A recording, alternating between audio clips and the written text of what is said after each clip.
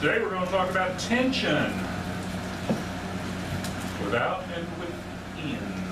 Matthew chapter 9, verses 14 through 17. Then the disciples of John came to him, that's Jesus, excuse me, saying, "Why do we and the Pharisees fast, but your disciples do not fast?" And Jesus said to them, "Can the wedding guests mourn as long as the bridegroom is with them? The days will come when the bridegroom is taken away from them, and then they will fast. No one puts a piece of unshrunk cloth on an old garment, for the patch tears away from the garment, and a worse tear is made. Neither is new wine put in old wineskins. If it is, the skins burst, and the wine is spilled, and the skins are destroyed. But new wine is put into fresh wineskins, and so both are preserved." How important are traditions to our relationship to Jesus Christ? You know, if we really understand the Bible, understand what is going on in the four gospel accounts, we'll see that there's not only a difference between the disciples of Jesus and what Jesus is doing and the Pharisees and what they were doing in Judaism. There's a difference between what Jesus and his disciples are doing and what John and his disciples were doing. Because John was called not to change Judaism, but to reform Judaism, or to restore Judaism. He was called to, or came to, prepare the way for the Messiah, to prepare the way for the King. He was to come to get people in Judea. He came to get the Jews to repent. Kind of like a revival. He came to get them to come to a restored relationship with God, to get back in the right way, so that when the Messiah did come, they would be ready to accept the things that he would teach, and be prepared to walk in his way. So we see a lot of attacks and a lot of arguments, debates, whatever you want to call them, from the Pharisees on Jesus. Rarely do we see arguments from John and John's disciples with Jesus. But here, that's exactly what we've got. We've got John's disciples coming to Jesus and saying, fasting is so very important. Why is it that the Pharisees and us fast frequently, but Jesus, your disciples, don't fast? Well, this conflict that was there is much like conflicts that occur today. Everything is conditioned upon a relationship with God. Everybody who's out here, anybody that we would have a religious argument about things, they're going to say, it's about our relationship with God. Would you agree? They're going to say, oh, it's about my relationship with God. My relationship with God is about this. Okay? My relationship with God is about, well, I do this and this and this and this and this. Okay? And we say, well, my relationship with God is based upon this and this and this and this and this. Now, I hope that when we say it, we then point to the Scriptures and say, the New Testament in particular said, this is what God expects of me, and this is what I have done. And if you can show me where I'm lacking in that, that's fine. And, you know, even if it's an attitude problem in doing these things, I need to work on that also. But yeah, again, don't tell me that I need to be doing something that's not in the New Testament, that's commanded of me to do it. You know, if it's good, I can do it. It's optional, but don't tell me I must do it. Don't tell me that's a part of that relationship with God. But traditions can come up in all kinds of places. I think, I don't know if I told you before about the guy we used to help serve at a Bible chair an outreach dinner, and there was a guy who would come to this outreach dinner, and it was on Friday.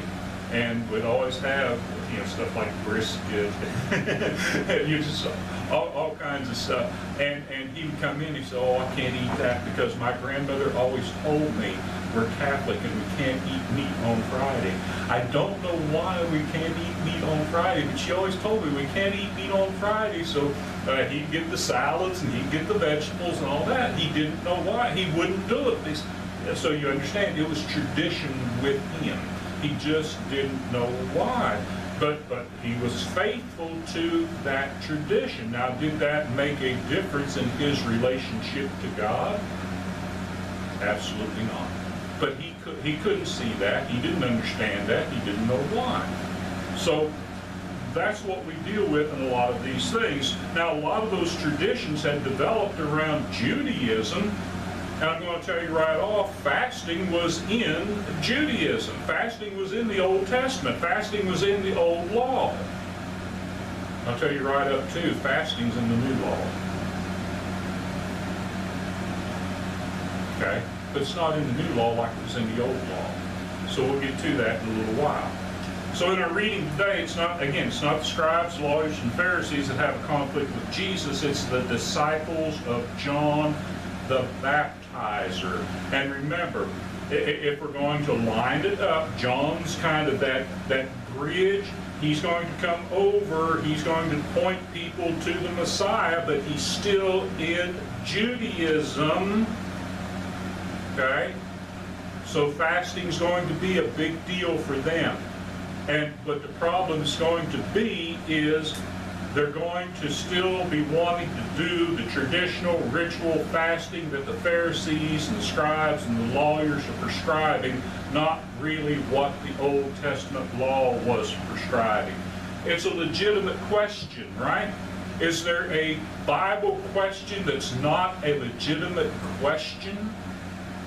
Never cut somebody down because they're asking a Bible question. Because if they're, I would say 95% of the time, if not a little bit more than that, it's not 100% of the time, but maybe 99% of the time, if they're asking a Bible question, it's legitimate that they want to know an answer. There might be 1% of the time that they're just asking out of, can I say the word snottiness?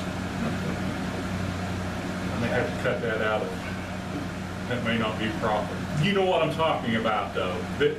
Because I've been preaching for 33, how old's Jeremy? He'll be 33. He'll be 33, so I've been preaching for 32 years. Okay? I've had people in the pews ask me questions, and then as I give the answer, they're all, they didn't want an answer. They just asked a question. They didn't want to know anything. And you know what I do when I see that? I just quit answering and ask anybody else has a question.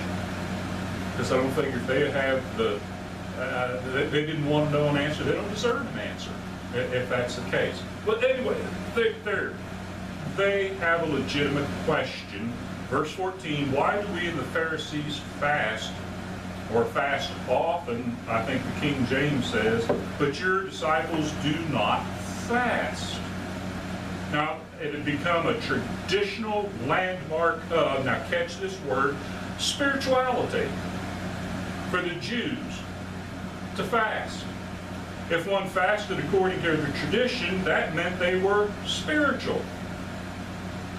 If you fast, and you fast on these days, and you fast at these times, and you do it this way, and you are spiritual, whether you mean it or not. If it was according to that tradition. If one didn't, then they were unspiritual. The disciples of John picked up this same tradition, and this compared them favorably to the, here, quotation marks, spiritual elites. We hear about the political elites today a lot. If you listen to any political commentary, there are elites out there, and they're telling everybody, this is how you got to think. You can't think outside the box. You know, somebody, Fred, you're not thinking outside the box. I don't even think inside the box. Sometimes I just do stuff without thinking at all. Well, you know, hey, that's life. Spiritual elites. That's what the Pharisees and the doctors and the lawyers were, and that's what they said. This is what you've got to do to be spiritual. On certain days, you have to do this fasting, and the things that they would do with it. But see, at the same time that they said, we're the spiritual elites because we're doing this, they looked at Jesus' disciples and said, you're not spiritual at all because you're not doing these things. Now, what's a modern day example of this?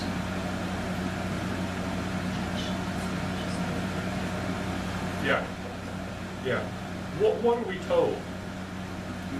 If you're not lifting your hands and waving them when you're singing and when you're praying, see, you're not spiritual.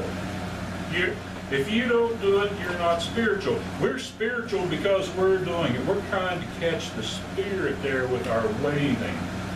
Well, I run into this a lot when I'm doing prison ministry, that the inmates, that was one of their big things. They get into the worship service, or they get into a Bible study. If there was a song, they'd stand there and they'd wave and carry on. And a lot of this is coming into our churches, our congregations anymore. And where did they get this? Well, they got it from the, quote, spiritual elites, unquote, because they think that is the thing to do.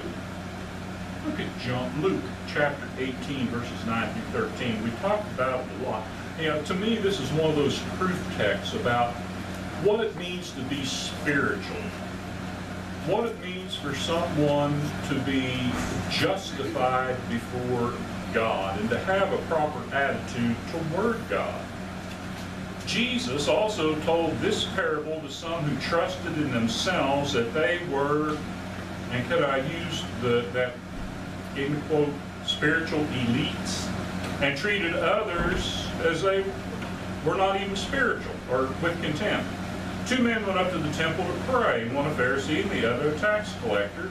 The Pharisee, standing by himself, prayed thus, God, I thank you that I'm not like other men, extortioners, unjust adulterers, and even like this tax collectors. I fast, look at that, twice a week. I give tithes of all that I get.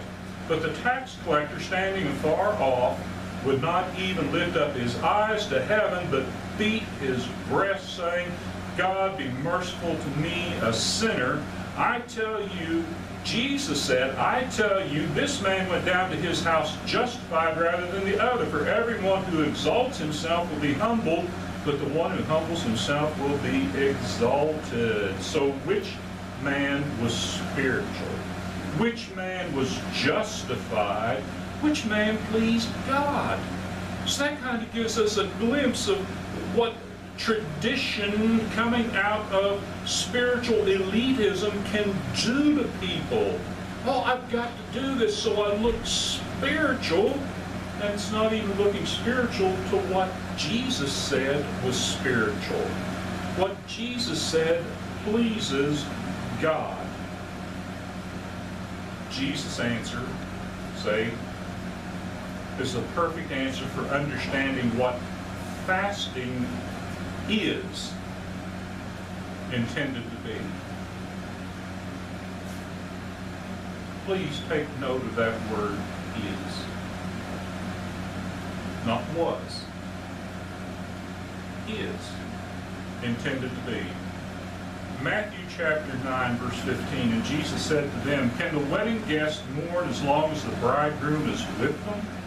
The days will come when the bridegroom is taken away from them, then they will fast. So what's he saying? There's a time for fasting and there's a time for rejoicing. What is it that Paul says? And Paul says it over in the Roman letter about quoting from the Old Testament, we are to mourn with those who mourn and rejoice with those who rejoice. Whoa, that's in the Old Testament? Yes, that's in the Old Testament. Yes, there were days of fasting set up, periods of fasting, as there were periods of feasting. But fasting was to be done in times of mourning, not in times of rejoicing. Do we understand the difference? So fasting. By ritualizing the act of fasting, people were forced to mourn when they should be rejoicing. Just imagine this, okay? You just got great news. Give me a piece of great news. The war's over. Isn't that great news? Oh, that's great news, but you know, I got to fast today. I'll rejoice tomorrow. I've got to fast today. I got to mourn today. What do you mean? The war's over. Rejoice. No. Got to fast today. If I don't fast today, if I don't mourn today, see, if I don't fast, I won't be right with God. I won't be spiritual. Because, right here, I got to fast today. You see how that doesn't work out, right? and tomorrow, see, you're supposed to rejoice, and you get the news that a close relative died. I got to feast today. I can't mourn today. I got to feast. It doesn't work that way. Now, what was there in the Old Testament with the feasts and the fast, you know, some of those things, that wasn't for the common everyday thing. But we see what happened with that man, that Pharisee who went down to the temple to pray. I fast twice a week. He's saying, I do it as a ritual. And nothing's going to stand in my way of that ritual. You know what else they would do? They would put ashes on their face to make them look pale. And they would go out in public, and they maybe do the paint like the clowns and paint the frown on, and they'd go around, just, people look, oh, how spiritual, they're fasting. And it became a show. Just like blowing the trumpet whenever they would have somebody blow a trumpet when they would put some money in for the they're paying their tithes. Ritualizing the act of fasting. By ritualizing the act of fasting, people were forced to mourn when they should be rejoicing. So when the proper time or proper occasion to mourn arose, they didn't know how to mourn properly because they'd been trained by tradition to do it improperly for so long. Have you ever noticed that? There's some people that can't mourn properly. They don't know how. Because they've never been taught to. They've never been taught the proper way to. And maybe there's something wrong that they can't do it properly. Jesus says when the proper occasion arises, my disciples will fast. But they'll do it properly. And probably you have done that. There have probably been times when you lost a loved one that you said, I don't want it. I don't feel like eating. I just feel like crying and praying. I just want to be alone and talk to God. And that's what it's about. So Jesus, to try to show what is going on with this clash, if you want to call it a clash, this question that the disciples of John have about fasting relates to parables about the pressures his disciples will face, because he wants John's disciples to eventually become his disciples. Remember that. So in Matthew 9:16-17, he says, no one puts a piece of unshrunk cloth on an old garment, for the patch tears away from the garment, and a worse tear is made. Neither is new wine put in, but new wine is put into fresh wineskins, and so both are preserved. Okay, so we understand that perfectly, don't we?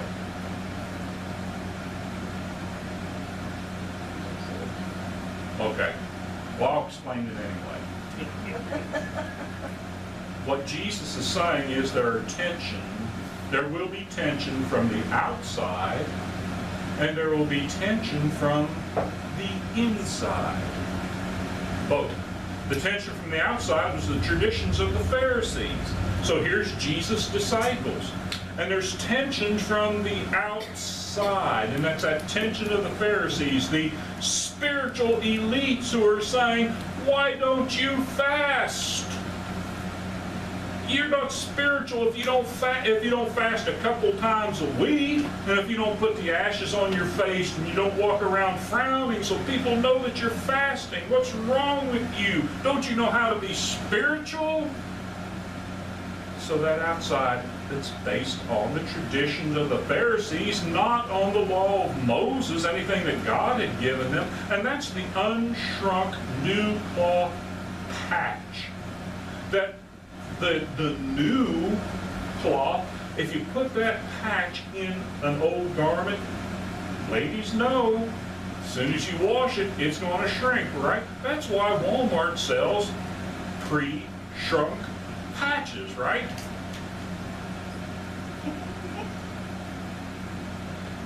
Yeah, sure.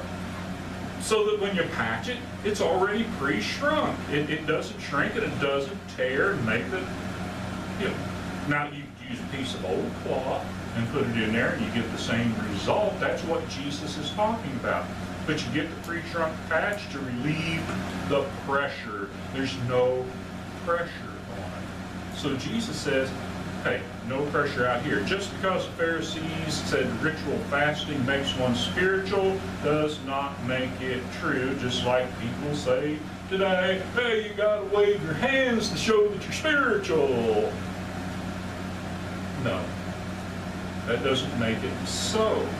In fact, such statements are spiritually distractive and spiritually destructive. Why are they spiritually destructive? Because that's what people begin to trust in, isn't it? Look at me! I'm so spiritual, I'm waving my hands. The proof is the disciples of John and the Pharisees. They come to Jesus questioning him about spirituality. There you have it. Now the tension from inside was the new traditions of the disciples of John. They'd just taken the fasting tradition of the Pharisees and kind of recycled it, and they started doing it again. Because remember what, a couple months ago, we talked about in John chapter 2, shortly after Jesus was baptized, John was arrested. And he was in prison. And not all of these disciples had migrated over to following Jesus yet. This is a group of them that they were still out there, and they were kind of, going and visiting John, trying to get word from him in prison and stuff, but they were kind of doing their own thing. But they're still in Judaism. Understand what I'm talking about? You following me along with that? See? So, but they're getting to this point. Do you think that maybe at this point they're beginning to think that they're the spiritually elite? Like, I might bite my tongue later, like many of our brethren who go to some of the top-notch universities in our brotherhood and think that they're the spiritually elite. Just a question. I'm allowed to ask a question.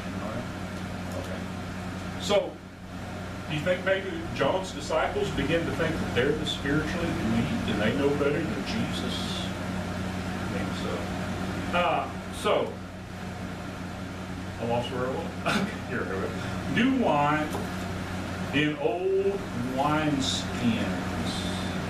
What John's disciples were trying to do is put new wine, Jesus' understanding of what fasting is supposed to be, in this old wineskin that they had borrowed from the Pharisees, the tradition or ritual fasting of the Pharisees. Old wineskins lose their elasticity with age. You know what a wineskin was back then?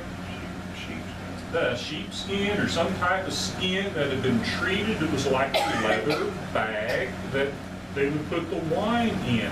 And as the wine, it would ferment a little bit and it would expand. Okay? So if you reused it, it would expand a little more. And if you kept reusing it, it would burst. You didn't want that to happen with the new wine that you put in. So they lose their elasticity. The new wine produces gases that causes pressure. Old skins burst, and that's the pressure from within. And that's what happens lots of times in the church. Somebody wants to bring in that stuff from outside, and then here it is. It's coming up in the church. Sometimes we just make up our own stuff, don't we? But there it is, and it's going to burst. The spirituality that Jesus was bringing into the world cannot be contained in old wineskins. The adopted traditions from the Pharisees, whether it was a new tradition from the adopted, brought in from John's disciples. In other words, Jesus did not come to reform Judaism. He came to call his church out of Judaism, out of the world, out of John's Reformation movement in Judaism. He came to call his church out to be a brand new entity. The Lord's disciples, his church, face the same tensions and pressures today. Maybe not with fasting, but I think there's some degree in some places, I'm sure that happens. But the same tensions and pressures that are out there, say, many other traditions, Jesus would not allow the pressure of men's traditions to alter his course. And his disciples neither must we. Therefore, if anyone is in Christ, this is 2 Corinthians 5:17, he is a new creation. The old has passed away. Behold, the new has come. Jesus did not make us new cloth to patch up an old garment. Jesus did not make us new wine to put us back into an old bottle. And that's just not Judaism. That's whatever we came out of. Jesus did not call us out of whatever it was we were in to put us back into whatever it was we come out of. He called us to be his disciples. So we've got to be very, very careful of what we do. As Christians, we will be ever growing and transforming, but to become more Christ-like, not to become like the spiritual elites, not to become like others who are not doing what Jesus said to do. That's the important thing. It won't be possible if we look to the traditions and rituals of men as our standard of spirituality. We've got to look to Jesus. It doesn't matter whether the traditions or rituals come from outside the church or from within. They both stymie spiritual growth, and both will lead to destruction if we're not careful. So, as disciples of Jesus Christ, we must be careful not to fall into the tradition traps of men. And that's what Jesus was telling the disciples of John. Hey, you need to come on over here. You need to listen. You need to be, the new cloth, the whole cloth, and you need to be new wine, not in old bottles. Our concern must be with doing the will of God. And yes, you know what it's going to do? It's going to cause conflict, isn't it? Because there are going to be those people, it doesn't matter, they're going to be those people who want to look at the spiritual elites and say, oh, look what they're doing. Isn't that neat? Doesn't that look so nice? Doesn't that look so pretty? But only with those who are, let me go back and rephrase. Our concern must be with doing the will of God, And it will cause conflict, but only with those who are conflicted about doing the will of God. Only those people who are conflicted about doing the will of God will look at what the spiritual elites are doing and say, oh, isn't that so nice? Maybe we ought to do that too. No, they're conflicted about doing the will of God. Don't follow them. Some people could not care less, so they're not conflicted at all, right?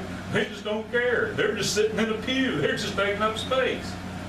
Some people will not look past their traditions they have been taught, right or wrong. Well, this is what Grandma and Grandpa did, right? So, just like that guy not eating meat on Friday. You don't know why. If it's tradition and not a full-fledged belief, then it's not a faith. And if it's not a faith, it's not pleasing to God. Hebrews 11, verse 6. And that's just the bottom line right there, isn't it? Okay, thank you for your time. Thank you for your attention. But isn't it amazing that many of the things that we face today are exactly the same things that Jesus faced nearly 2,000 years ago? If anyone has a need, please let your request be made known as we stand and sing the invitation song.